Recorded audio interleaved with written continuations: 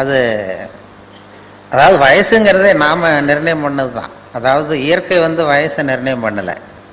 இயற்கையை பொறுத்த வரைக்கும் வயசுன்னு ஒன்றும் கிடையாது நமக்கெல்லாம். நாம் வந்து ஒரு நாளைக்கு 24 மணி நேரம்னு பிரித்தோம், ஒரு வாரத்துக்கு 7 நாள்னு பிரித்தோம், ஒரு வருஷத்துக்கு 365 நாள்னு பிரித்து இந்த பிரிவினை உண்டு பண்ணது நாம தான். ஒரு வருஷ கணக்கெல்லாம் ஏற்படுத்தினது.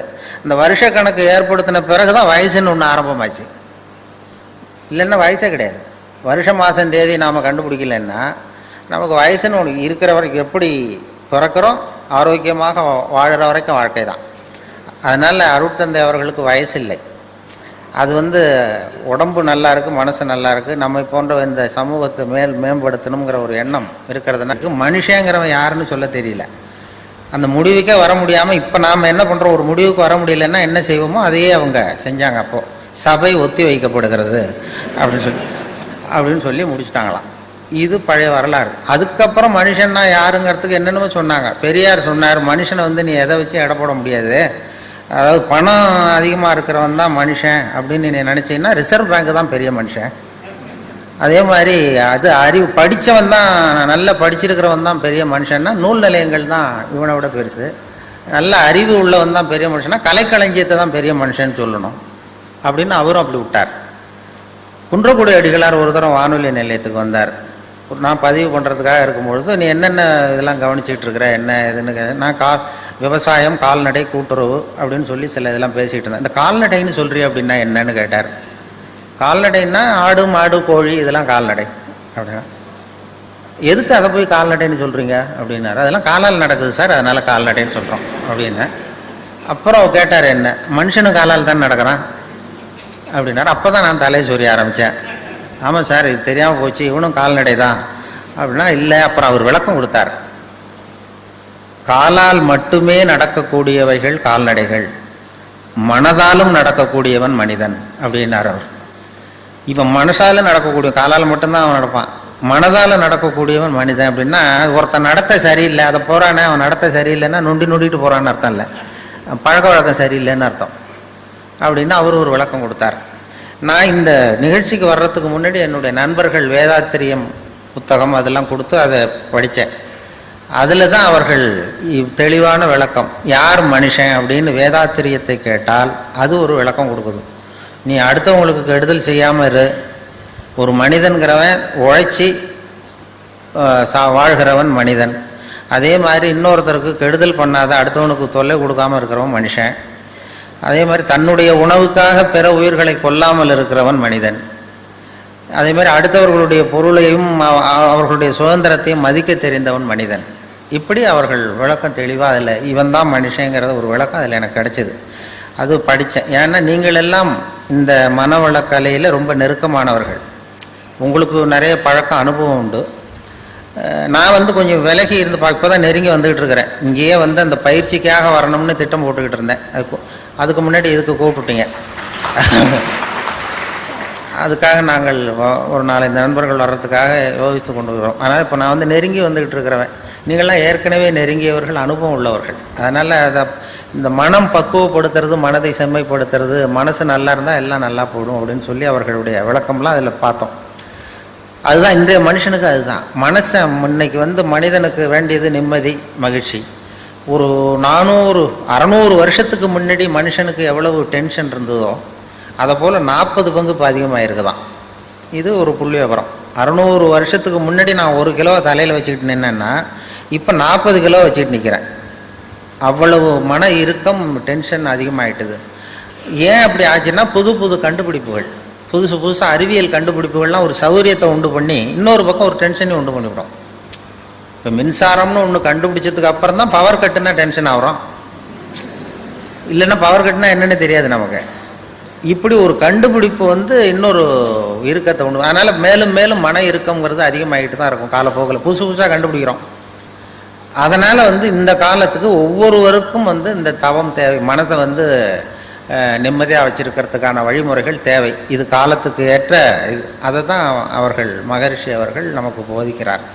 இந்த காலத்துக்கு நீங்கள் ஒவ்வொருத்தரும் நம்ம வந்து மனசை சரி பண்ண, அகத்தாய்வு பண்ணணும், எல்லாம் பண்ணணும்னு சொல்கிறது. ஏன்னா மனசை வந்து மற்றவங்கெல்லாம் கட்டுப்படுத்துன்னு தான் சொல்கிறாங்க. ஆனால் அருள் தந்தை தான் சொல்கிறார், மனசை வந்து நீ வந்து அடக்க நினைத்தால் அது அலையும் அதை அறிய நினைத்தால் அது அடங்கும். மனசை புரிஞ்சுக்கிறதுக்கு முயற்சி பண்ணணுமே தவிர அதை அடக்கிறதுக்கு முயற்சி பண்ணாத. அதை அடக்க முடியாது. அது அனுபவப்பட்டவங்களுக்கு தான் தெரியும். ஒருத்தன் நான் மனசை அடக்கிறேன், இது என்ன பெரிய காரியம்ட்டு போனானா, காட்டில் போய் உட்காந்தான். இங்கே வீட்டில் உட்காந்தா எல்லோரும் வந்து போயிட்டு இருப்பாங்க, பெரிய தொந்தரவாக இருக்கும். காட்டுக்கு போய் உட்காந்து நான் மனசை அடக்கிறேன்ட்டு உட்காந்துருக்கான். ஒரு தனி மரத்தடியில் போய் உட்காந்துட்டான், மனசை அடக்கிறேன். அங்கே போனால் எதிர்த்தாப்புல ஒரு பொண்ணு நடன பள்ளிக்கு போய்கிட்டு இருக்கு. ஒரு ஒத்தையடி பாதை, அங்கே ஒரு டான்ஸு ஸ்கூல் ஏதோ ஒன்று இருக்குது. அதில் தினம் பயிற்சிக்காக தினம் 8 மணி, காலையில் 8 மணிக்கு அந்த அம்மா போயிட்டுருக்கு, நடன மாது. இவன் பார்த்தான், இது ஏதரா இவ்வளவு தூரம் வந்து இங்கேயும் நமக்கு மனசு கட்டுப்படுத்த கஷ்டமாக இருக்குது, இந்த பொண்ணு போகுது இந்த பக்கம் அப்படின்னு சொல்லி மறுநாள் ஒரு துணி எடுத்து கட்டிவிட்டான். துணி எடுத்து கண்ணை கட்டிக்கிட்டான். எல்லாம் இனிமேல் ஒன்றும் பிரச்சனை இல்லை, நான் மனசை கட்டுப்படுத்துகிறேன் அப்படின்னு உட்காந்தான். மறுநாள் காலையில் 8 மணிக்கு அது காலில் கட்டியிருக்கிற சதங்க ஜல்லு ஜல்லுன்னு சத்தம் கேட்டுதான். காது வழியாக உள்ள வந்தது. அப்புறம் காதையும் ஒரு துணியை போட்டு கட்டிவிட்டான். இனிமேல் ஒன்றும் கவலை இல்லைன்னு. மறுநாள் காலையில் 8 மணிக்கு அது தலையில் வச்சிருக்கிற பூ வாசம் அடிச்சிருக்கு லேசா. ஏதா மூக்கும் தொந்தரவு பண்ணுதுன்னு அதையும் கட்டிவிட்டான். கண்ணு இது என்ன பெரிய மனசை அடக்கிறது பெரிய காரியம். கண்ணுக்கு அது மூக்கு கட்டியாச்சு, எல்லாத்தையும் கட்டிவிட்டு இனிமேல் ஒன்றும் பிரச்சனை இல்லைன்னு உட்காந்துட்டான். மறுநாள் காலையில் 8 மணிக்கு சரியாக 8 மணிக்கு அவன் மனசு நினச்சிதான் இந்நேரம் அவள் போய்கிட்டு இருப்பா அப்படின்னு. அதை எந்த துணியால் கட்டுறது? அதுக்கு தான் ஆன்மீகம். மனசை வந்து அதை புரிந்து கொள்ளுங்கிறது. அதான் மனசு இப்படிப்பட்டதுங்கிறத புரிஞ்சுக்கோ, அதை அடக்க நினைக்காதே அப்படின்னு அருள் தந்தை சொல்கிறது. அடக்க நினைத்தால் அது அலையும், அறிய நினைத்தால் அது அடங்கும். அதனால் மனசை புரிஞ்சுக்கிறதுக்கு முயற்சி பண்ணுங்க, அதை அடக்கிறதுக்கு முயற்சி பண்ணாதீங்க ஒன்று சொல்கிற இவர் இந்த அருள் தந்தை அவர்கள் தான் சொல்கிறார். மற்றவங்கெல்லாம் அதை நீ மனசை ஆங்காரம் உள் அடக்கி ஐம்புலனை சுட்டு அறுத்து தூங்காமல் தூங்கி சுகம் பெறுவது எக்காலம் அப்படின்னு பத்திரகிரியார் எப்படி சொல்கிறார்? ஆங்காரம் உள் அடக்கி ஐம்புலனை சுட்டு அறுத்து. இந்த இப்போ கேன்சருக்கெல்லாம் சுடுறாங்கல்ல, இது பண்ணி தீச்சு போடுறது, அவ்வளவு கடுமையான முயற்சிகள்லாம் சொல்லியிருக்கிறாங்க ஏற்கனவே. ஆங்காரம் உள்ள அடக்கி ஐம்புலனை சுட்டு அறுத்து தூங்காமல் தூங்கி சுகம் பெறுவது எக்காலம்னு சொல்லி. அது இல்லை, அது ரொம்ப சுலபமாக அதை புரிந்து கொள்ள ஆரம்பித்தா போகிறோம், நீ சொல்கிறபடி கேட்கும் அப்படின்னா. மனசு வந்து நம்மக்கிட்ட விளையாடிக்கிட்டே இருக்கும். இப்போ ஒருத்தன் என்ன பண்ணியிருக்கிறான், அவன் பாட்டுக்கு இப்போ காய்கறி வாங்கிறதுக்காக ஒரு மார்க்கெட்டுக்கு போனானான் பையை எடுத்துக்கிட்டு. அவனுக்கு ரொம்ப பிடிச்ச காய்கறி ஏதோ அதை பிரியமாக ஒரு 50 ரூபா நோட்டை எடுத்து வச்சுக்கிட்டு போயிருக்கான். காய்கறிலாம் வாங்கிட்டான்.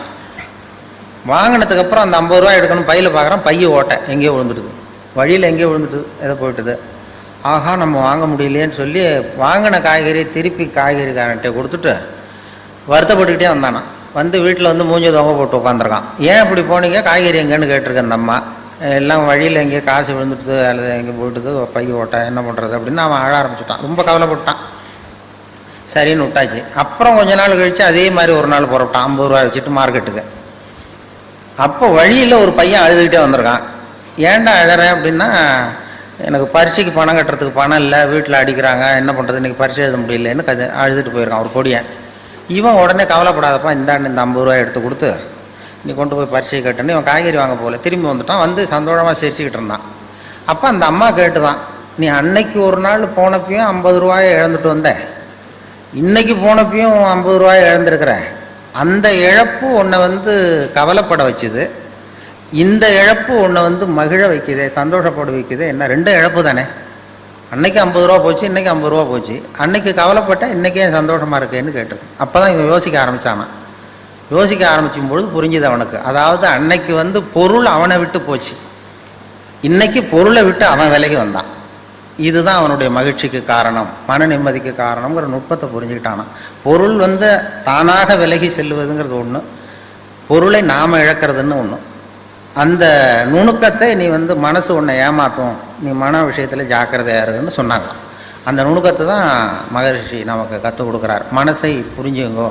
நமக்கெல்லாம் வந்து ஆன்மீகம்ங்கிற பேரில் இன்றைக்கி என்ன நடக்குதுன்னா, கடவுளுக்கு எத்தனை கை கண்ணு காது மூக்குன்னு எண்ணிட்டு இருக்கிறான். அது சொல்லுவாங்க, அதாவது கிருஷ்ணன் எங்கே பிறந்தான் என்று யோசிக்காதே, கீதை என்ன சொல்லுகிறது என்பதை மட்டும் பார் அப்படின்னு சொல்லுவாங்க. அதாவது ஒருத்தன் மரத்தில் உள்ள ஒருத்தன் எண்ணிக்கிட்டு குறிப்பு எடுத்துக்கிட்டு இருந்தானா, மரத்தில் எத்தனை கிளை இருக்குது, எத்தனை இலை இருக்குது, எத்தனை காய் காய்ச்சிருக்கு அப்படின்னு ஒரு பேப்பரில் குறித்து ரொம்ப எழுதிட்டு இருக்கான். இந்த ராமஜெயம் எழுதுறது மாதிரின்னு வைங்களேன், என்னமோ எழுதி வச்சுட்டு இருக்கான். உடனே அந்த பக்கம் இன்னொருத்தர் வந்தார், ஒருத்தர் அறிவாளி வந்து, இந்த பாருங்கள் சார், நான் இந்த மரத்தில் எத்தனை கிளை இருக்குது, எத்தனை பழம் இருக்குது, எத்தனை காய் இருக்குலாம் எண்ணி கிளையெல்லாம் கரெக்டாக குறிச்சிக்கிட்டு இருக்கேன் அப்படின்றான். அவர் அதையெல்லாம் நீயே வச்சுக்கோ, அது எனக்கு என்னத்துக்கு, எனக்கு தேவை பழம் அப்படின்னு சொல்லி பழத்தை வாங்கி சாப்பிட்டு ஒரு பாட்டு போட்டாராம், பறித்து சாப்பிட்டு. ஆன்மீகவாதி இலைகளை எண்ணுகிறான், அறிவாளி பழங்களை உண்ணுகிறான் அப்படின்னு சொல்லுவாங்க. நமக்கு தேவை அந்த பழம், அதை வந்து நேரடியாக அந்த கனியை நமக்கு பறித்து கொடுக்கறதுக்கு தான் அருட்தந்தை வந்திருக்கிறார். நீங்கள் போய் இது கை காலெலாம் எண்ணிட்டு இருக்காதீங்க. நமக்கு தேவை என்ன? அதான் ஆன்மீகவாதிகள் இலைகளை எண்ணுகிறான், அறிவாளி பழங்களை உண்ணுகிறான். அந்த பழங்களை உண்ணுகிற கலை தான் இது மனவள கலைங்கிறது. அதுக்கு நம்மளை தயார்படுத்துகிறார். அப்படி தான் நாம் வந்து மனதை வந்து சரி பண்ணணும், புரிந்து கொள்ள வேண்டும்ங்கிறது அதில் உள்ள கருத்து. நான் சொன்னது மாதிரி அந்த சிரிப்புங்கிறது யோகம்னு சொன்னேனே, அது வந்து நம்முடைய இயல்பு நிலையே. அது நம்முடைய இயல்பு நிலை. அதாவது நாம் பிறந்து இந்த உலகத்துக்கு வரும்பொழுது அழுதுகிட்டே பிறக்கிறோம். அதாவது இந்த உலகத்துக்கு எதுவுமே கொண்டு வர்றதில்லைன்னு சொல்கிறோமே தவிர, ஆனால் அழுகையை கொண்டுகிட்டு வரோம், அழுதுகிட்டே வரோம். போகும்பொழுது மற்றவன்கிட்ட விட்டு போயிடுறோம். அதையும் நீங்கள் அழுதுட்டு கடங்கடா நான் போய் சேர்றேன் அப்படின்னு. அது போகும்பொழுது ஒரு துறவு நிலை, நமக்கு அதுவும் வேண்டாம் அப்படிங்கிறது. ஆனால் வரும்பொழுது ஒரு குழந்தை பிறந்து 6 மாதத்துல தான் சிரிக்க 6 வாரத்தில் சிரிக்க ஆரம்பிக்கலாம். நாமெல்லாம் பிறந்து 6வது வாரத்தில் சிரிக்க ஆரம்பிக்கிறோம். அது அந்த சிரிப்புங்கிறது நமக்கு இயற்கை கொடுத்துருக்கிற ஒரு இயல்பு தன்மை. சிரிப்பு ஒரு நாளைக்கு ஒரு குழந்தை 200 தடவை சிரிக்குதான். இது புள்ளி விவரம். ஒரு குழந்தை, நாமெல்லாம் 25 தடவை சிரிக்கிறோமா. அதுதான் இந்த ஹார்ட் அட்டாக் வர்றதுக்கு காரணமா டாக்டருக்கு ஒத்துவாருன்னு நினைக்கிறேன். இந்த மன இறுக்கம்தான் இதய நோயை உண்டு பண்ணுது. 200 தடவை சிரிச்சுக்கிட்டு இருக்கிற குழந்தை படிப்படியாக வந்து 25 தடவைக்கு வந்துட்டோம், 15 தடவை 25 தடவை. நாமெல்லாம் அப்படி குறையப்படாது. சிரிப்புக்கு வந்து இந்த ஜோக்கே தேவைப்படாது, இயல்பு தன்மை அது. அதாவது காலங்காலமாக சிரிக்கிறது ஒரு பாவமான செயல்னு நாம் போதிக்கப்பட்டு வந்திருக்கிறோம்.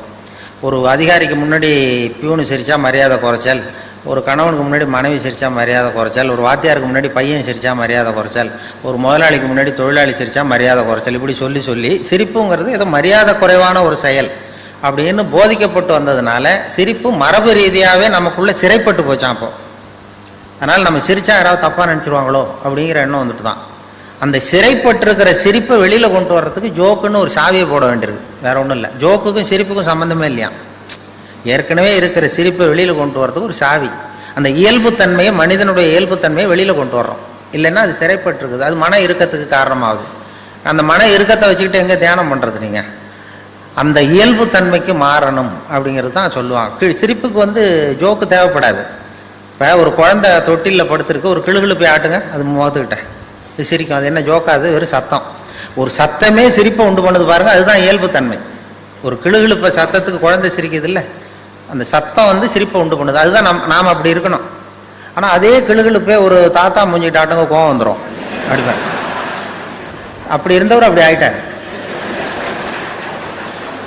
சின்ன வயசுல ஒரு கிளுகிழுப்ப சத்தத்துக்கு சிரிச்சவர் அதே கிளுகிழுப்ப சத்தத்துக்கு கோவப்படுற அளவுக்கு மாறிக்கிட்டு வரோம் பாருங்க. இப்படி மாறப்படாது. கையில் குச்சி கிச்சின்னு தான் எடுத்து அடிச்சுடுவார் நீங்க. அதுக்கு அதனால வந்து இதய நோய் வரக்கூடாதுன்னு நினைக்கிறவங்கெல்லாம் சிரிக்க, அதாவது இயல்புத்தன்மை மாறாமல் இருக்கணும். நம்முடைய இயற்கை கொடுத்துருக்கிற அந்த இயல்புத்தன்மை மாறாமல் நம்மளை பார்த்துக்கணும் அப்படின்னு சொல்லுவாங்க. அந்த அதுதான் இயல்புத்தன்மை. இல்லைன்னா அது ரொம்ப கஷ்டமாகிடும் மனசு. அந்த மன இறுக்கம், இன்னைக்கு ஹார்ட் அட்டாக்குங்கிறது யாருக்கு வரலன்னா, இந்த இங்கே இருக்கிற பெண்கள்லாம் கூட இனிமேல் ஒரு கிளுகிழு போய் வீட்டுக்கு போய் வாங்கி வச்சுங்க. யாராவது உங்கள் வீட்டுக்காரர் கோபமாக வந்தாருன்னா அப்படி அப்படியே ஆட்டி பாருங்க.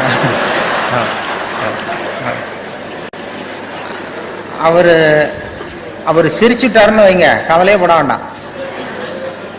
அவர் ஏதாவது கோவப்பட்டாருன்னா உடனே இசிஜி எடுத்து பார்க்கணும், பார்த்து சரியா இருக்கா. அதுதான் இப்போ மருத்துவம் சொல்லுகிற உண்மை. இதய நோய் வராத இருக்கிறவங்க யாருன்னா பைத்தியக்காரங்களுக்கு இது வரைக்கும் ஹார்ட் அட்டாக்கே வந்தது இல்லையா. டாக்டர்கள் தான் சொல்கிறாங்க, பைத்தியக்காரனுக்கு ஹார்ட் அட்டாக் இது வரைக்கும் வந்ததே இல்லை. அந்த பைத்தியத்தன்மை நமக்கு வேணுமா? ஏன் அவனுக்கு வர்றது இல்லைன்னா, நான் வந்து இப்போ இந்த நாட்டுக்கு பிரதம மந்திரி ஆகணும்னு நினைக்கிறேன்னு வைங்களேன், உடனே என் இருதயம் வேகமாக வேலை செய்ய ஆரம்பிச்சிருது. எப்படி எந்த கட்சியில் சேர்றது, எங்கே போய் நிற்கிறது, யாரை போய் பிடிக்கிறது, எப்படி பணம் செலவு பண்ணுறது, எப்படி டெல்லிக்கு போகிறது, எப்படி பிரதம மந்திரி ஆகிறதுன்னு என் இருதயம் வேகமாக துடிக்க ஆரம்பிச்சிருது. அந்த ஒரு துடிப்புக்கும் இன்னொரு துடிப்புக்கும் நடுவில் இருக்கிற ஓய்வை நான் குறைச்சிடுறேன். நான் பிரதம மந்திரி ஆகணும்னா இவ்வளவு அவஸ்தைப்பட வேண்டியிருக்கு. ஒரு பைத்தியக்காரன் பிரதம மந்திரி ஆகணும்னா அவன் ஆனதாவே நினைச்சிடுறான். போய் கேட்டீங்கன்னா நான் தான் பிரதம மந்திரி அப்படிமா. அவன் எலெக்ஷன்ல நிற்க வேண்டியதில்லை, ஒன்றும் பண்ண வேண்டியதில்லை. அந்த மனோபாவம் நமக்கு வேணுமா? அதனால தான் அவங்களுக்கு ஹார்ட் அட்டாக் வர்றதில்லை.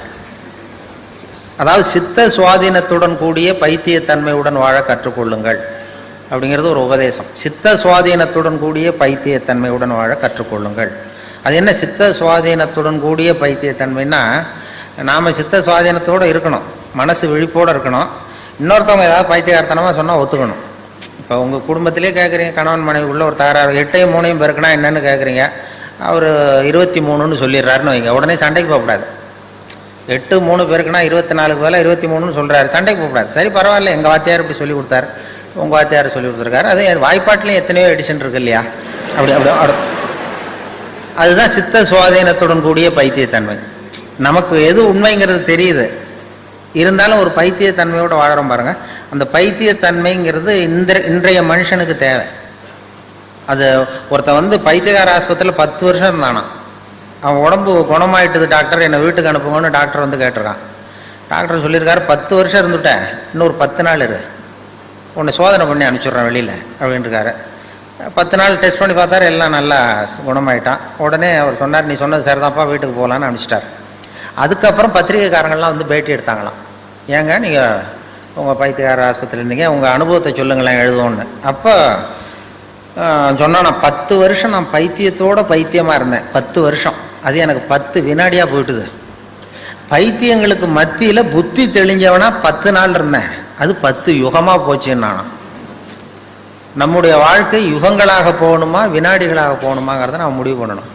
பைத்தியத்தோட பைத்தியமாக வாழ தெரிஞ்சவனுக்கு வாழ்க்கை சுகமாக இருந்திருக்கு. பைத்தியங்களுக்கு மத்தியில் புத்தி தெளிஞ்சவனாக வாழறவனுக்கு வாழ்க்கை யுகமாக கடினமாக இருந்திருக்கு. அதனால தான் நாம் அதுக்காக சுத்தமாக பைத்தியமாகவும் மாறிட முடியாது, சட்டையை கழிச்சுட்டு அலைய முடியாது. சித்த சுவாதீனத்துடன் கூடிய பைத்தியத்தன்மை அப்படின்னு அதுக்காக தான் அதை சொல்கிறாங்க. சித்த சுவாதீனத்துடன் கூடிய பைத்தியத்தன்மையுடன் வாழ கற்றுக்கொள்ளுங்க. ஒரு பேங்க் உத்தியோகத்துக்கு ஒருத்தன் வந்தான், கேள்வி கேட்டார்.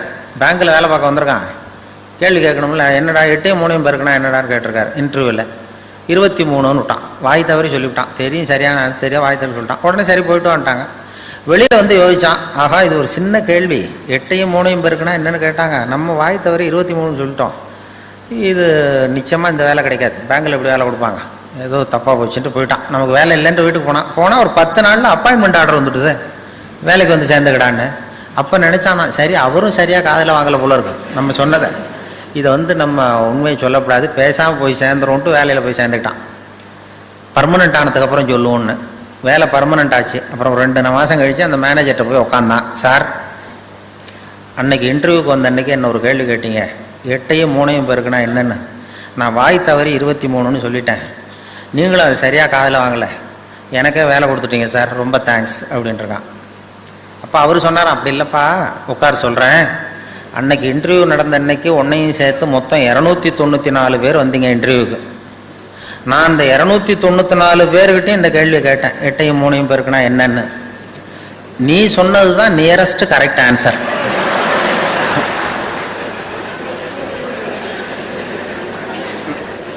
நான் அதனால தான் உனக்கு வேலை கொடுத்தேன், ஏமாந்து போய் கொடுத்துள்ள அப்படின்னாராம்.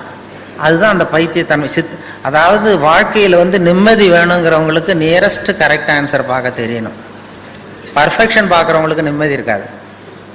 அறிவியலில் துல்லியம் முக்கியம், சயின்ஸ்ல எல்லாம் ரொம்ப துல்லியம் தான் வேணும். மற்ற அறிவியல் உலகத்தில் அதில் கிட்டத்தட்ட இப்போ ஒரு செவ்வாய் கிரகத்துக்கு அனுப்புகிற ராக்கெட்டு பரவாயில்ல பக்கத்து கிரகத்தில் போய் இறங்கிட்டுது அப்படின்னு போக முடியாது. அதில் துல்லியமாக இருக்கணும். அறிவியலில் சயின்ஸில் வாழ்க்கைங்கிற கலைக்கு இந்த நியரஸ்ட் கரெக்ட் ஆன்சர் தான் தேவை. பர்ஃபெக்ஷன்னு பார்த்து தான் நமக்கு மன இறுக்கம் வந்துடுது. பர்ஃபெக்ஷன் உலகத்தில் ஒன்றுமே கிடையாதான். நானே என் மனசில் ஒரு உருவத்தை வரைஞ்சிக்க வேண்டியது, நான் வரைஞ்சிக்கிற மனசுக்குள்ளே வச்சிருக்கிறேன் அதே மாதிரி எதிரில் இருக்கிறது இருக்கான்னு பார்க்குறேன். அப்படி இருந்ததுன்னா அது பர்ஃபெக்ட்னு ஒத்துக்கிறேன், இல்லைன்னா அது பர்ஃபெக்ட் இல்லைங்கிறேன். அதாவது கோளாறு நான் வரைகிற ஓவியத்தில் இருக்குது. எது இந்த உலகத்தில் எப்படி எப்படி இருக்கணுமோ அது அப்படி தான் இருக்குது. Accept people as they are, accept things as they ஆர்மாங்க. அதனால் நானாக உன்னை மனசில் வச்சுக்கிட்டு இது மாதிரி அது இல்லையேன்னு கவலைப்படுறேன் பாருங்கள், இதெல்லாம் மன இறுக்கத்துக்கு காரணமாக போடுது. மன இறுக்கம், மன வருத்தம், இப்படி தாங்க. ஏன்னா உலகத்தில் அழகுங்கிறதுக்கே ஒரு சொல்லுவாங்க, அழகாய் இருக்கிற பொருளை நீ விரும்புவதில்லை, அழகாய் இருக்கிற பொருளை நீ விரும்புவதில்லை, நீ விரும்புகிற பொருள் அழகாய் இருக்கிறது. அதுதான் உண்மை. நாம் அந்த எதை விரும்புகிறோமோ அந்த பொருள் அழகாக இருக்குது. ஒரு நீக்கிறவுக்கு அந்த குழந்தை அழகாக தெரியுது, நமக்கு அசிங்கமாக தெரியுது. ஏன்னா அந்த தாய்க்கு அந்த குழந்தை மேலே விருப்பம். அதனால் நாம் விரும்புகிற பொருள் அழகாக இருக்கிறது அப்படின்னா, இந்த உலகம் பூரா அழகாக இருக்கணும்னா என்ன, நாம் இந்த உலகத்தை விரும்பணும். அந்த விரும்புகிற கலையை தான் மகரிஷி கற்றுக் கொடுக்குறாரு, வேற ஒன்றும் இல்லை. அப்படி பார்த்துட்டிங்கன்னா அந்த அளவுக்கு மனசை பக்குவப்படுத்திவிட்டா இந்த உலகம் பூரா அவங்களுக்கு அழகாக இருக்கும். இந்த உலகம் ஒரு சொர்க்கமயமாக இருக்கும். அப்படி அந்த மனசை நாம் பக்குவப்படுத்த வேண்டிய நிலைமையில் இருக்கிறோம். அதுக்கு தான் அவர்கள் இந்த பயிற்சி இதெல்லாம் சொல்லி கொடுத்துக்கிட்டு இருக்கிறாங்க. இன்றைக்கி எத்தனையோ வெடிகுண்டு அது இதுன்னு சொன்னாங்க. வெடிகுண்டு இப்போ மிருகங்கள் கூட அதெல்லாம் பண்ணுறதில்ல. மிருகங்கள் இப்போ பேப்பரில் செய்தி வருதா, இன்றைக்கி பொள்ளாச்சியில் ஒரு கோழி ஒரு சேவலை AK-47 துப்பாக்கியால் சுட்டு விட்டுது. அந்த பொள்ளாச்சி சேவலுக்கும் கோயம்புத்தூரில் ஒரு கோழிக்கும் கள்ள தொடர்பு அப்படின்னு அப்படி வர்றதில்லை. ஆனால் மனுஷனை பற்றி இப்படி வருது செய்தி இல்லையா? ஒரு ஆட்டுக்குட்டி ஒரு உடம்புலாம் வெடிகுண்டை கட்டிக்கிட்டு இன்னொரு ஆட்டுக்குட்டியை போய் கட்டி பிடிச்சிது பண்ணாது. அப்படி பண்ணியிருந்தால் மறுபடியும் DRK விசாரணை கமிஷன் ஆரம்பிக்கணும். அது மாதிரி வந்துடும். அது மனுஷன் செய்கிறான், ஆனால் மிருகங்கள் அதை பண்ணுறதில்ல. அந்த மாதிரி இன்னைக்கு ஒரு பசுமாடு காளமாட்டு அவமானம் தாங்காமல் தூக்க மாட்டிக்கிட்டு தொங்குது. இதெல்லாம் பாருங்கள், மிருகங்கள் செய்யாத விஷயங்களை மனுஷன். ஏன்னா அந்த மனசு தான் காரணம் இது எல்லாத்துக்கும். அதுக்கிட்ட இல்லாத நம்மக்கிட்ட என்ன இருக்குன்னா, இந்த இவ்வளவுக்கு கோளாக இருக்கும் மனம்தான் நம்மளை அந்த அளவுக்கு திசை திருப்புறது, வழி நடத்துறது. அதனால் மனசை புரிந்து கொள்ளுங்கள், மனசை அடக்காதீங்க, மனதை புரிந்து கொள்ளுங்கள்ங்கிற உபதேசம் அவர்கள் சொன்னது. எனக்கு முதல்ல இந்த வேதாத்ரி அவர்கள் அந்த உலக மனவளக்கலை மன்றத்தில் எப்போ தொடர்புனா, ஒரு 10-15 வருஷத்துக்கு முன்னாடி ஒரு நண்பர் கூப்பிட்டார். சென்னையில் இது மாதிரி சினம் தவிர்த்தல்னு ஒரு பயிற்சி நடத்துகிறோம், நீ அதில் பேசணும்னு சொல்லி கூப்பிட்டார் ஒரு நண்பர். நான் சொன்னேன், நான் பயிற்சிக்கு வேணா வரேன், என்னை பேசுறதுக்கு கூப்பிடாங்க, எனக்கு அனுபவம் கிடையாது, நீ எனக்கும் உங்கள் பயிற்சியில் சேர்ந்துக்கிறேன் அப்படின்னா. அதெல்லாம் கிடையாது, பயிற்சியெல்லாம் நாங்கள் கொடுக்குறோம், நீ சினம் தவிர்த்தல், மனுஷன் கோவப்படாமல் இருக்கிறதுக்கு என்ன வழி நீ சொல்லிட்டு போ அப்படின்னு சொல்லி கூப்பிட்டாங்க. சரி ஏதாவது போவோமேன்னு சொல்லி போய் நான் சும்மா கதை மாதிரி சொல்லிட்டு வந்தேன். கோவப்படுறது மனுஷ இயல்பு, அது என்ன பண்ணுறதுன்னா அப்படின்னு சொல்லி ஒரு கதை சொன்னேன். அதாவது மீனம்பாக்கம் ஏர்போர்ட்டில் ஜப்பானுக்கு போக வேண்டிய ஒரு பிரயாணி நிறைய லக்கேஜெல்லாம் தூக்கிட்டு வந்திருக்காரு. இதை வாங்கி பிளேனில் ஏற்றக்கூடிய பொறுப்பில் உள்ள தொழிலாளிகிட்ட சண்டைக்கு போகிறார், அடிக்க போகிறார், என்னமோ தகராறு. இவர் கடுமையாக இருக்குது ஒரு முகம், கோவப்படுறாரு. இந்த பெரிய மனுஷன் ஜப்பான் போக வேண்டிய பிரயாணி இதை வாங்கி பிளேனில் ஏற்றுற தொழிலாளி இருக்கானே, அவன் சிரிச்சுக்கிட்டே சரி சார் சரி சாருங்கிறான். இவர் கோவப்படுறாரு, அவன் சிரிச்சுக்கிட்டு இருக்கான். இதை ஒரு பேராசிரியர் பார்த்துட்டு இருக்கிறார், மனவளக்கலை மன்ற பேராசிரியர் அங்கே உட்காந்து பார்த்துட்டு இருக்காரு. இது என்ன இந்த பெரிய மனுஷன் இவ்வளவு கோவப்படுறான், அந்த சாதாரண தொழிலாளி சிரிச்ச முகத்தோடு இருக்கிறானே, அவன் நமக்கு வகுப்பு எடுக்கலாம் போல இருக்கு, சினம் தவிர்த்தல் வகுப்பு அப்படின்னு நினச்சிட்டார். உடனே இது எல்லாம் முடிஞ்சது, அவர் வச்சு திட்டிவிட்டு போயிட்டாரு. அப்புறம் அவன் லக்கேஜ் எடுத்துகிட்டு போனால் எல்லாம் முடிஞ்சது. அப்புறம் பிளேன் ஜப்பானுக்கு ஏறி போயிட்டார். அதுக்கப்புறம் இந்த பேராசிரியர் அவனை ஓடி பிடிச்சி கொண்டு வந்தார் அந்த தொழிலாளியை.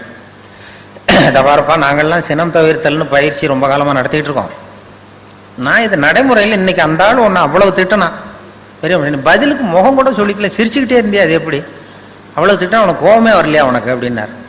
அப்போ அவன் சொன்னான், அப்படி இல்லை சார், மனுஷன்னு பிறந்தா கோவம் வராமல் இருக்காது, கோவம் வரும், எல்லாருக்கும் கோவம் வரதான் செய்யும், ஒவ்வொருத்தரும் அவங்கவுங்க வழியில் அதை டீல் பண்ணுவாங்க. நீ என்னடா பண்ணேன்னு கேட்டிருக்காரு. ஒன்றும் இல்லை சார், அவர் அந்த பெரிய மனுஷன் ஜப்பான் போயிட்டுருக்கார், அவர் லக்கேஜெல்லாம் அமெரிக்கா போயிட்டுருக்கு அப்படின்னு.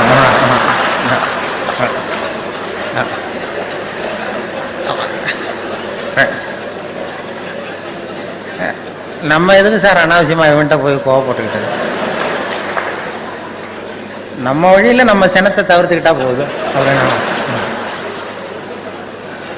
அப்படின்னு சொல்லி, இதுதான் எனக்கு தெரிஞ்ச சினம் தவிர்த்தல்னு சொல்லி அங்கே பேசிட்டு வந்துட்டேன் 15 வருஷத்துக்கு முன்னாடி. அதுக்கு வரைக்கும் இன்னைய வரைக்கும் அதுக்கப்புறம் கூப்பிடுறதே இல்லை. என்ன கூப்பிட்டேன் நான். அப்புறம் இப்போ போன மாதம் அவரை பார்த்து, ஏன் சார் மறுபடியும் ஒரு சினம் தவிர்த்தல் என்ன கூப்பிடுங்களேன்னு. அது வேணாம் சார், நாங்கள் எங்களுக்கு தெரிஞ்சபடி சொல்லி கொடுத்துக்குறோம், நீங்கள் வேணா பயிற்சிக்கு வேணா வாங்க அப்படின்னு கூப்பிட்டார். இதுதான் எனக்கு முதல் தொடர்பு இந்த மனவளக்கலை மன்றத்துக்கு எனக்கும் ஏற்பட்ட சம்பந்தம் இப்படி தான் ஏற்பட்டது. அதுக்கப்புறம் படிப்படியாக அவர்களுடைய பழக்கம் ஏற்பட்டது, பேராசிரியர்களுடைய பழக்கம், இந்த மனவளக்கலை மன்றத்தில் ஈடுபாடு உள்ளவர்களுடைய பழக்கம். அந்த பழக்கமே எங்களை பாதித்து எங்களை மாற்றிருக்குது. நேரடியாக ஈடுபட்டால் இன்னும் எவ்வளவு மாற முடியும். இப்போ என்னுடைய நண்பர்கள் மனவளக்கலை மன்றத்தில் எனக்கு இந்த உடற்பயிற்சியெல்லாம் கற்றுக் கொடுத்துருக்குறாங்க. சிலது முழுமையாக கற்றுக்கலைன்னால் அவர்களுடைய பழக்கமே யாரை பார்த்தாலும் வாழ்க வளமுடன் சொல்ல ஆரம்பித்து, அது ஒரு நமக்கு பிடிச்சவங்களோ பிடிக்காதவங்களோ வாழ்க வளமுன்னு சொன்னால் அது ஒரு மனசே சரியாக போடுது. அது நான் கூட வேடிக்கையாக சொல்கிறது உண்டு. அந்த நண்பர் எப்போ பார்த்தாலும் ஃபோனில் எடுத்தாலும் வாழ்க வளமுடன் பாரு, நேரில் வாழ்க வளம். நான் வேடிக்கையாக சொல்லுவேன், நான் ஒருத்தன் கிணத்துல விழுந்து கிடக்குறான்னு வைங்க, கிணத்துல விழுந்து கிடக்கு, ஐயா யாராவது காப்பாற்றுங்கிறான். அப்போ கூட அவர் வந்து எட்டி பார்த்தாருன்னா முதல்ல வாழ்க வளமுடன் அப்படின்னு சொல்லிட்டு அதுக்கப்புறம் தான் கயிறு எடுக்க ஓடுவார். அந்த அளவுக்கு மனசில் வந்து பதிஞ்சு போச்சு அந்த வார்த்தை. நம்ம அப்படி அந்த எண்ண அலைகள் உலகம் பூரா பரவணுங்கிறது அதுதான். அது அப்படி அந்த எண்ணத்துக்கு வலிமை உண்டுன்னு இப்போ நம்ம நிறைய இது பண்ணிகிட்ருக்குறோம். அந்த இதில் வந்து நமக்கு மனசை வந்து இது பண்ணுறது சொன்னேனே, வாழும்போதே செத்து போகிறவர்கள் செத்த பிறகும் வாழ்ந்து கொண்டிருப்பார்கள் அப்படிங்கிறது ஒரு தத்துவம். வாழும்போதே செத்து போகிறவர்கள் செத்த பிறகும் வாழ்ந்து கொண்டிருப்பார்கள். அது எப்படி வாழும்போதே செத்து போகிறதுன்னா, அதை புரிஞ்சுக்கிறதுக்கு ஒரு கதை சொல்லுவாங்க. அப்படின்னா ஒருத்தர் ஆப்பிரிக்காவுக்கு போனாராம், ஒரு கிளி கொண்டு வந்தாராம், பிடிச்சி கொண்டு வந்தார். இங்கே ஒரு கூண்டில் வச்சு வளர்த்துக்கிட்டு இருக்கார். வீட்டில் கூண்டில் கிளியை வச்சு வளர்த்துக்கிட்டு இருக்கார். வேலைக்கு சாப்பாடு தண்ணி எல்லாம் வைக்கிறார். அது பாட்டு அந்த கூண்டுக்குள்ளே அந்த கிளி இருக்குது.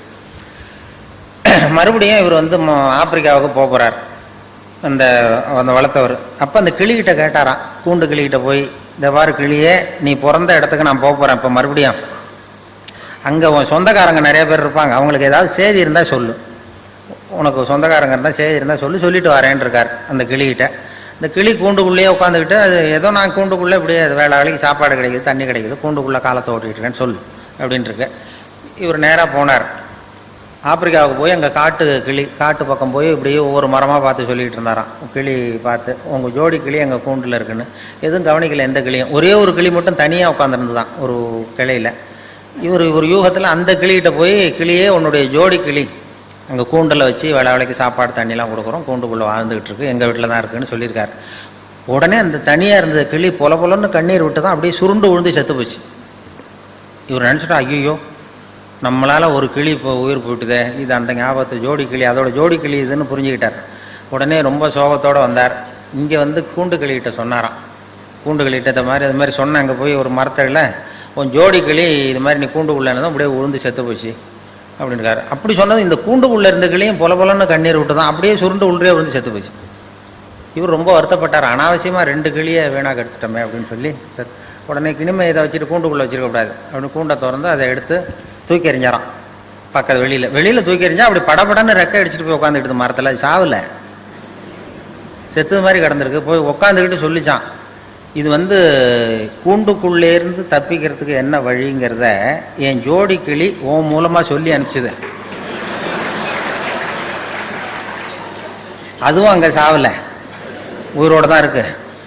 கூண்டுக்குள்ளேருந்து நீ தப்பிக்கணும்னா செத்தது மாதிரி நடி, உன் தலைகள்லேருந்து விடுபட்டு போயிடலாம், வெளியில் வந்துடலாம், கூண்டுலேருந்து விடுதலை கிடைக்கும் உனக்கு.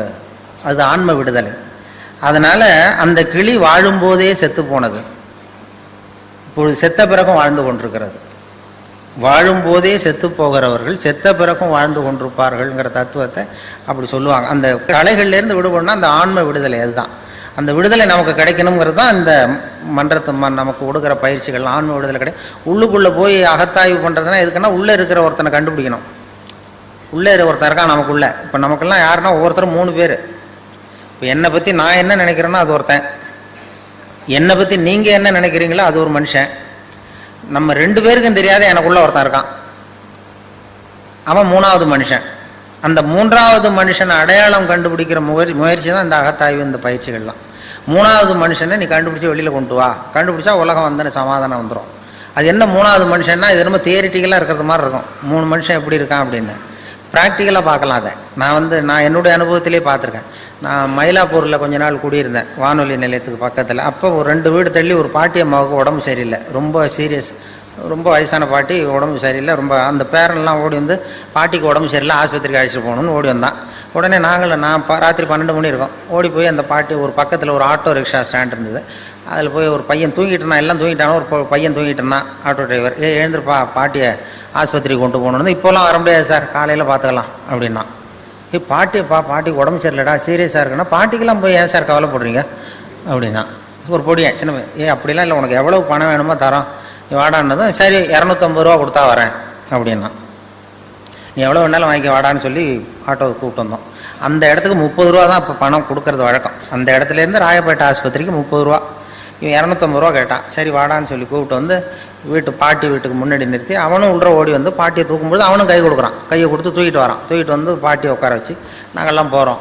போய் ராயப்பேட்டை ஆஸ்பத்திரியில் கொண்டு போய் இறக்குனதும் அவனும் மறுபடியும் தூக்கிட்டு வரான். பாட்டியை தூக்கிட்டு வந்து டாக்டர்கிட்ட ஒப்படைச்சிட்டு மறுபடியும் வெளியில் வந்தான். டாக்டர்கிட்ட ஒப்படைச்சிட்டோம் இந்த பாட்டியை. அப்புறம் வெளியில் வந்து இவன்கிட்ட இந்தா நீ கேட்ட 250 ரூபா இந்தடா அப்படின்னு கொடுத்தோம்.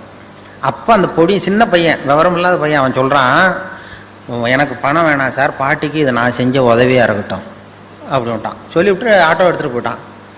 அப்போ என்னென்னா இதில் வந்து ஒரு இளைஞன் இந்த நேரத்தில் இரக்கம் இல்லாமல் 250 ரூபா கேட்குறானே, 250 ரூபா கேட்டான் பாருங்க, அவன் தான் முதல் மனுஷன்.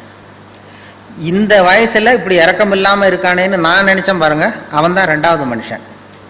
அந்த உண்மையான 3வது மனிதன் ராயப்பேட்டை ஆஸ்பத்திரியில் தான் வெளில வந்தான்.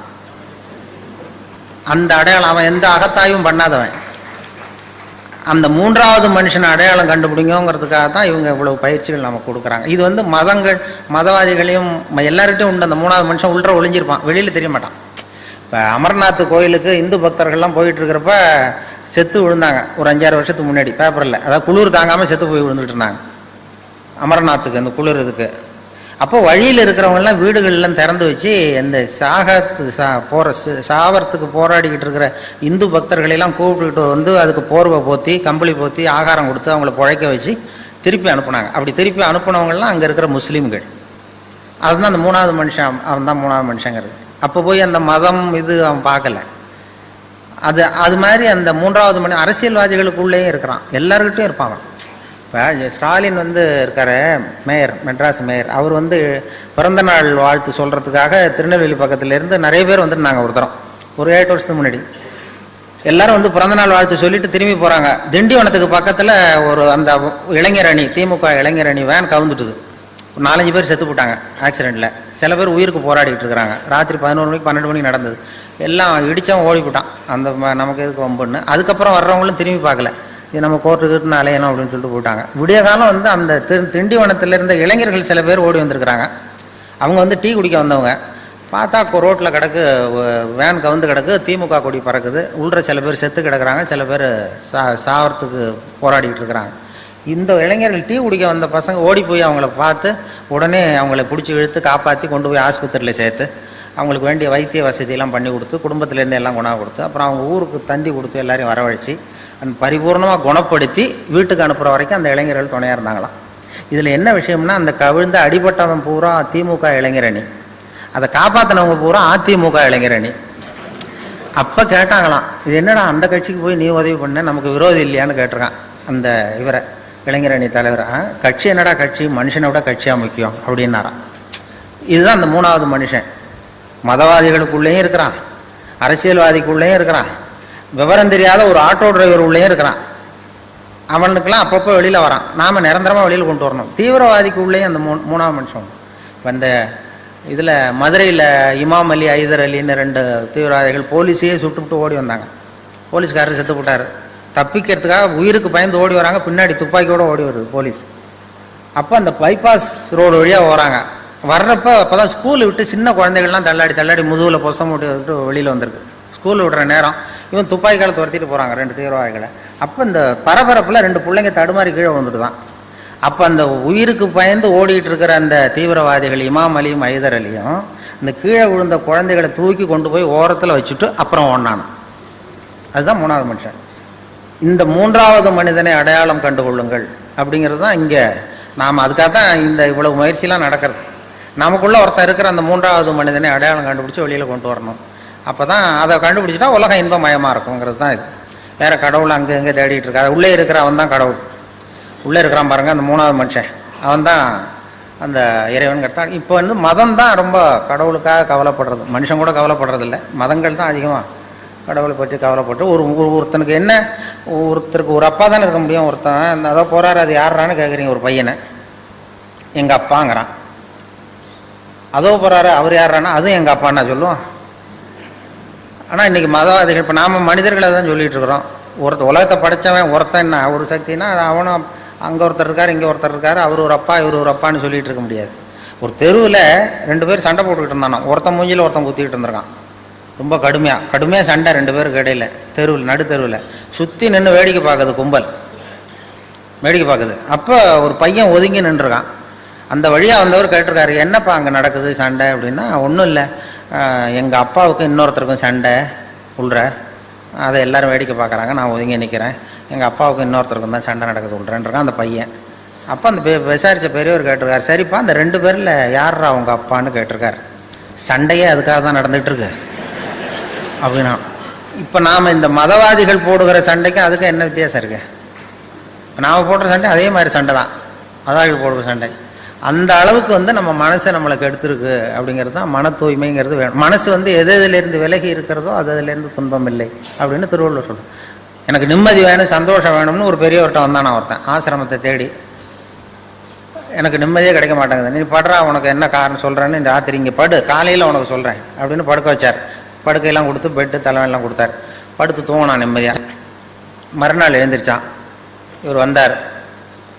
அந்த குரு எழுந்துடுறா அப்படின்னா எழுந்திரிச்சான். அந்த தலைவனையை தூக்குனார். தலைவனை தூக்குனா உள்ளேருந்து ஒரு நல்ல பாம்பு படம் எடுக்குது. இவரே கொண்டு வந்து வச்சிருக்காரு ராத்திரி நல்ல பாம்பை. அவன் அப்படியே அலறிட்டு ஓடி வந்துட்டான். அப்போ கேட்டாரான், ஏண்டா ஒரு நல்ல பாம்பை தலைக்கு அடியில் வச்சுக்கிட்டு எப்படி உன்னால் நிம்மதியாக தூங்க முடிஞ்சுது? ராத்திரி பூரா நிம்மதியாக தூங்கியிருக்க, நல்ல பாம்பு உன் தலைக்கு பக்கத்துலேயே இருக்குது, அதை வச்சுக்கிட்டு எப்படிடா நீ தூங்கினேன் அப்படின்னு கேட்டாரான். அது இருக்கிறது எனக்கு தெரியாதுங்க, அதனால் தூங்கினேன், என் மனசு அதிலேருந்து விலகி இருந்தது, அதனால் நிம்மதியாக இருந்தேன் நான். அதுதான் மனது எதிலிருந்து விலகி இருக்கிறதோ அதிலிருந்து நீங்கள் நிம்மதியாக இருப்பீர்கள் அப்படிங்கிறது தான். இதெல்லாம் மனதை புரிந்து கொள்ளுகிற போது தான் இந்த கருத்தில் நமக்கு தெரியும். மனசை அடக்க நினைக்கிறவனுக்கு இதெல்லாம் தேவையில்லை. அவன் கண்ணையும் காதையும் இது கட்டிகிட்டு இருந்தானா போகிறோம், அந்த முயற்சி வேண்டியதில்லை. மனதை புரிந்து கொள்ளுங்கள்னு சொல்கிறது அதுதான். மனதை புரிந்து கொள்ள முயற்சி செய்யுங்கள் அப்படிங்கிறது தான் இவங்க இந்த இதில். அதனால் நம்ம இன்னைக்கு எத்தனையோ இதெல்லாம் பண்ணிகிட்டு இருக்கிறோம். நிறைய போர், சண்டை, உலக யுத்த அபாயம், அது இதுன்ட்டு எத்தனையோ சண்டைகள். இதில் மதவாதிகள் சண்டை வேறு. இதெல்லாம் இதுக்கெல்லாம் அந்த 3வது மனுஷன் வெளில வந்தால் தான் நாம் சரியாக வாழ முடியுங்கிறது தான் முக்கியம். ஒரு ஒரு இதில் ஒரு சிவன் கோயிலில் ஒரு புறாவெல்லாம் இருந்துதான். ஒரு சிவன் கோயிலில் மாடங்கள்லாம் இருந்தது, அதில் சில புறாக்கள்லாம் இருந்துதான். திடீர்னு அந்த சிவன் கோயிலுக்கு கும்பாபிஷேகம் வந்தது. உடனே வெள்ளை அடிக்க ஆரம்பித்தாங்க. உடனே அந்த புறாவெல்லாம் இடத்த மாற்றணுமே, இங்கே இருந்தால் இனிமேல் ஆகிக்கல, நம்ம இடத்த மாற்றணுமேனு போயிருக்கு. எங்கே போகலான்னு பார்த்தா எதிர்த்தாப்புல ஒரு சர்ச் இருந்துதான், மாதா கோயில். அங்கே சில புறாவெல்லாம் இருந்தது மாடத்தில், சில மாடங்கள் காலியாக இருந்தது. இந்த சிவன் கோயில் புறாவெல்லாம் ஓடி போய் அங்கே உட்காந்துக்கிட்டு. இது சிவன் கோயில் வெள்ளடிக்க ஆரம்பிச்சிட்டாங்க கும்பாபிஷேகத்துக்கு. அங்கே போனதுக்கப்புறம் அங்கே கிறிஸ்துமஸ் வந்தது, அங்கேயும் வெள்ளடிக்க ஆரம்பித்தான். கிறிஸ்துமஸ் சர்ச்சுக்கு வெள்ளடிச்சு புதுப்பிக்க ஆரம்பிச்சது. என்னடா இங்கேயும் தங்க முடியலையேன்னு இந்த 2 செட்டு புறாவும் புறப்பட்டு வேறு இடத்துக்கு போகணுன்னு பார்த்து தான் போனால் அங்கே ஒரு பள்ளிவாசலில் சில புறா இருக்குது, அங்கே கொஞ்சம் காலியாக இருந்தது. இந்த சிவன் கோயிலேருந்து போனது, இந்த மாதா கோயிலேருந்து போன புறா எல்லாம் சேர்ந்து அந்த பள்ளிவாசலில் போய் அந்த புறாவோட சேர்ந்து உட்காந்துக்கிட்டு. அங்கே போனால் அங்கேயும் தொந்தரவு வந்தது. என்ன தொந்தரவுன்னா அங்கேயும் ரம்சான் வந்தது, அதை புதுப்பிக்க ஆரம்பித்தாங்க. இது என்னடா இங்கேயும் தங்க முடியல, எங்கே போகிறதுன்னு பார்த்தது எல்லாம் 3 செட்டு புறாவும். அதுக்குள்ளே அந்த சிவன் கோயில் கும்பாபிஷேகம் முடிஞ்சு போச்சு. சரி அங்கே போய் தங்கிக்கொண்டு சிவன் கோயிலில் போய் எல்லாம் உட்காந்துக்கிட்டு இருக்கு. இப்படி இருக்கும்பொழுது திடீர்னு கீழே ஒரே கலாட்டா பூமியில். இந்த குஞ்சு புறாவெல்லாம் எட்டி பார்க்குது. ஒரு குஞ்சு புறாவும் தாய் புறாவுக்கு பக்கத்தில் உட்காந்துட்டு எட்டி பார்த்தான். இந்த மனுஷனுக்கெல்லாம் என்ன ஆச்சு இப்போ அப்படின்னு கேட்டிருக்கு. அவனுக்கெல்லாம் மதம் பிடிச்சிருக்கு அப்படின்னு தான் அந்த அம்மா புறா. மதம் பிடிக்கிறதுனா என்னன்னு கேட்டிருக்கு. இதுதான் மத கலவரம்னு பேர். இதனால தான் ஒருத்தன் சுட்டுக்கிறான், வெட்டிக்கிறான் அப்படின்னா நமக்கெல்லாம் மதம் பிடிக்காதா அப்படின்னு கேட்டுதான். நமக்கு பிடிக்காது அப்படின்னா ஏன் அப்படின்னு கேட்டிருக்கு அந்த குஞ்சு புறா. அப்போ அந்த தாய் புறா சொல்லித்தான், அந்த பாரு மனுஷனுக்கும் நமக்கு அதான் வித்தியாசம். இப்போ நாமெல்லாம் இங்கே சிவன் கோயிலில் இருந்தாலும் நம்ம பேர் புறாதான், மாதா கோயிலுக்கு போனாலும் புறாதான், பள்ளிவாசலுக்கு போனாலும் புறாதான். ஆனால் அவன் அப்படி இல்லை, மனுஷன் இங்கே இருக்கிற வரைக்கும் இந்துன்னு சொல்லிகிட்டு இருப்பான்.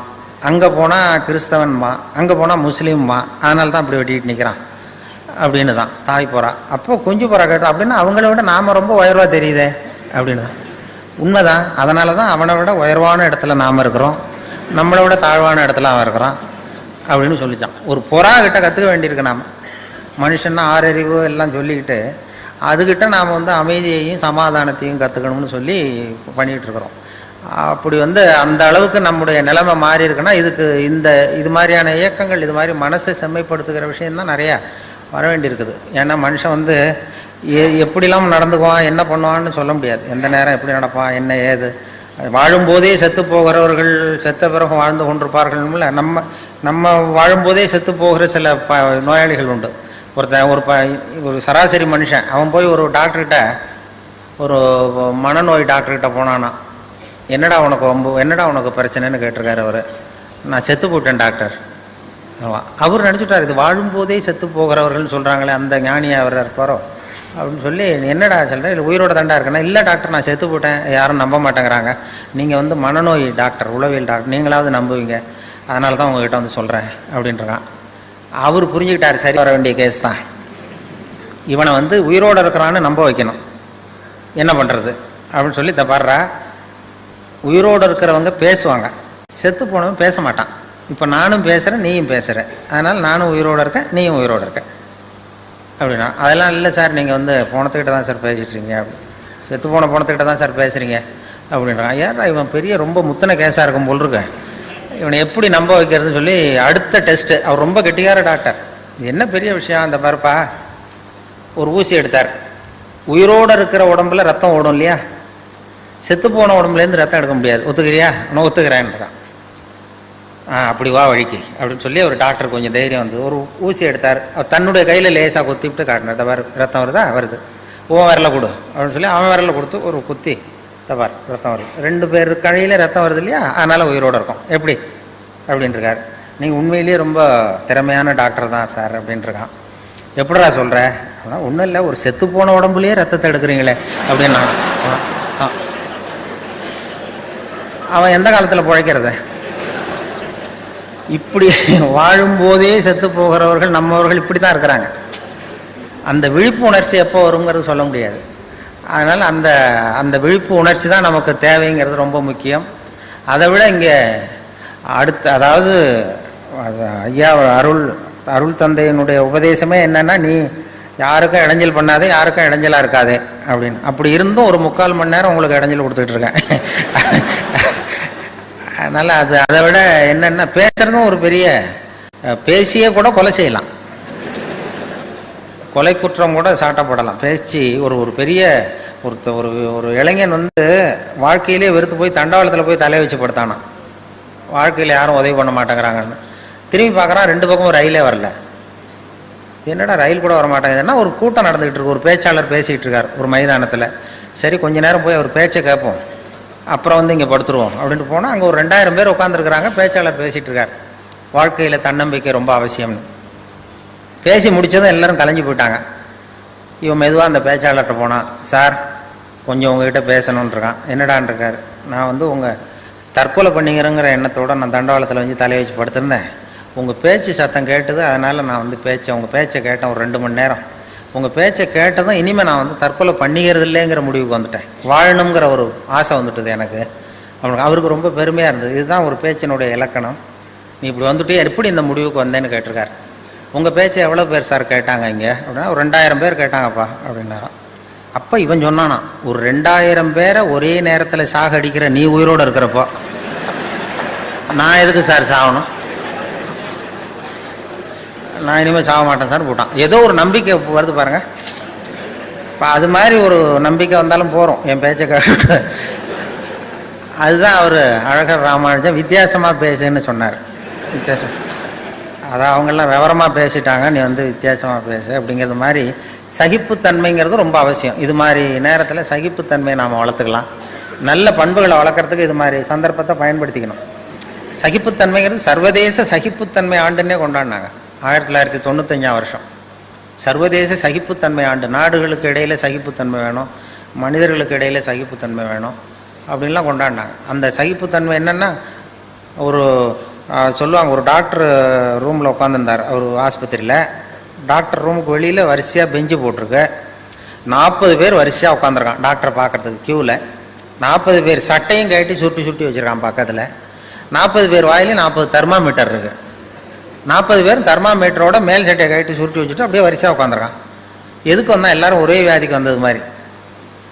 அந்த தெருவில் ஒருத்தர் காலண்டர் மாட்டுறதுக்கு ஆணி அடிச்சிருக்காரு, விரல் நசுக்கி போச்சு. உடனே நம்ம தெரு டாக்டர் தானேன்னு வந்து, டாக்டர் இதில் கொஞ்சம் விரல் ஏதாவது வச்சு விடுங்க அப்படின்னு சிஸ்டர்னு அந்த நர்ஸிட்ட கேட்டிருக்கான். அதெல்லாம் முடியாது, நீ 41வது ஆளாக உட்கார். எதுக்கு விரல் தானே சிஸ்டர், அதெல்லாம் தெரியாது உட்காருன்னு உட்காந்தான். சட்டையை கேட்டுன்னு இருக்கு.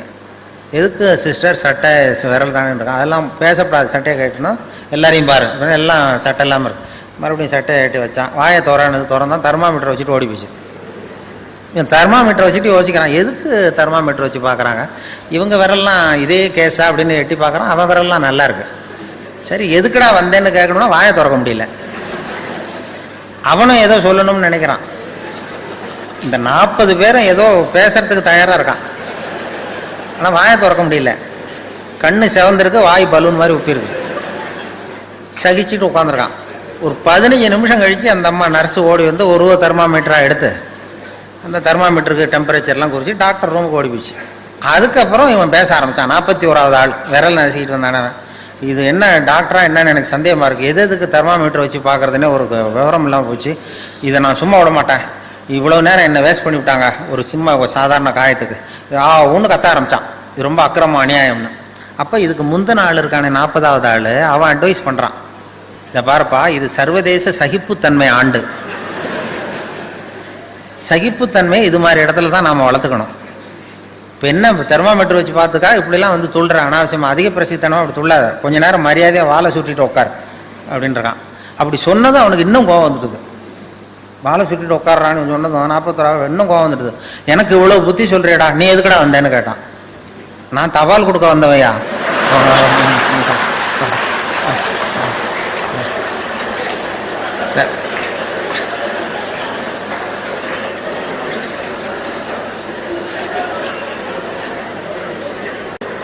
நான் தினம் இப்படி வருவேன், சட்டை கேட்டு சொல்லுவாங்க, கேட்டு வைப்பேன், தெர்மாமீட்டர் வச்சு பார்ப்பாங்க.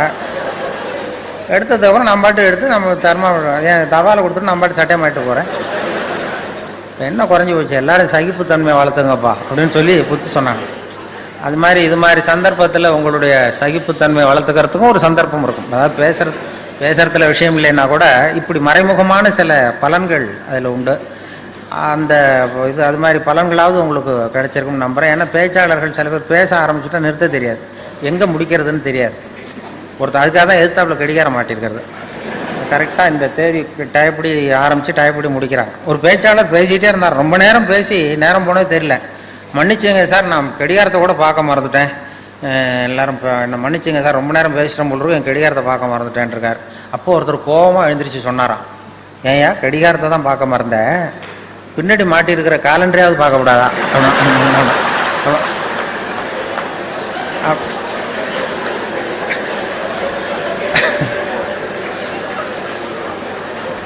அப்படின்னா அவன் வாரக்கணக்கில் பேசிக்கிட்டு இருந்திருக்கான். அப்படி ஆகிடும். இப்போவே எனக்கு எப்போ ஆரம்பிச்சேன்னு ஞாபகம் இல்லை, எந்த தேதி எந்த நாள் எந்த அப்படிங்கிறது மாதிரி அப்படி போயிட்டே போகும். அதனால் பேச்சாளர்களுக்கு அது ஒரு பேச்சாளர் வேகமாக போயிட்டு இருந்தாராம். எதிரில் வந்து ஒரு சிங்கம் வந்து வழிமறிச்சு தான், எனக்கு பசிக்குது ஒன்று சாப்பிட போகிறேன்னு. ஒரு காட்டு வழியாக போயிட்டுருக்காரு.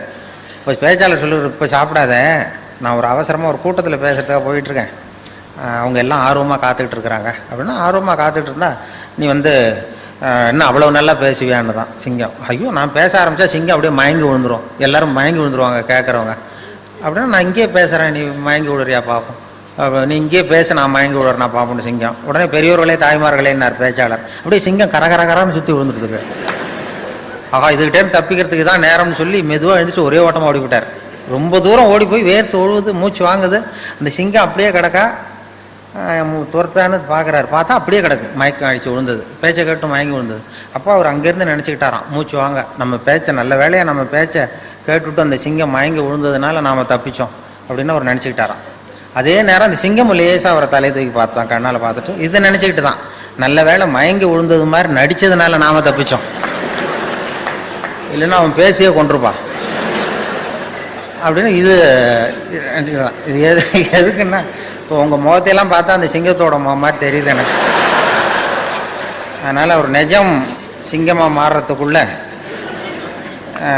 நான் வந்து உங்கள் எல்லாருக்கும், நானும் உங்களை நோக்கி நெருங்கி வருகிறவன், கூடிய சீக்கிரம் இங்கே வந்து அந்த முறையான பயிற்சிகளாம் பெறப்போகிறேன் அப்படிங்கிற சொல்லி நன்றி, வணக்கம்.